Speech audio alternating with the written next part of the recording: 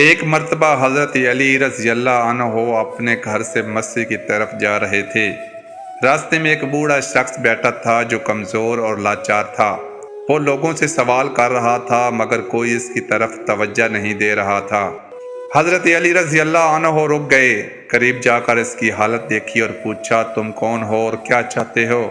بوڑھے نے کہا، میں ایک مجبور انسان ہوں، کام کرنے کے قابل نہیں رہا، مدد کی ضرورت ہے۔ حضرت علی رضی اللہ عنہ نے فوراً اپنے گھر جا کر کچھ اناج، کپڑے اور تھوڑے پیسے لیے اور خود اٹھا کر واپس آئے۔ صحابہ رضی اللہ عنہ نے عرض کیا، یا علی رضی اللہ عنہ، آپ یہ سامان کسی کو دے سکتے تھے، خود کیوں اٹھایا؟ حضرت علی رضی اللہ عنہ نے فرمایا، اگر اللہ نے مجھے طاقت دی ہے تو کمزور کا بوجھ اٹھانا میرا فرض ہے۔ پھر انہوں نے وہ سامان خود اس بوڑھے کو دیا اور اس کے لیے دعا کی۔ بوڑھا شخص رو پڑا اور کہنے لگا، آج میں نے انصاف کو اپنی آنکھوں سے دیکھ لیا ہے۔ سبق اصل عظمت طاقت میں نہیں بلکہ کمزور کا سہارا بننے میں ہے۔ پوسٹ اچھی لگے تو دوستوں میں ضرور شیئر کیجیے۔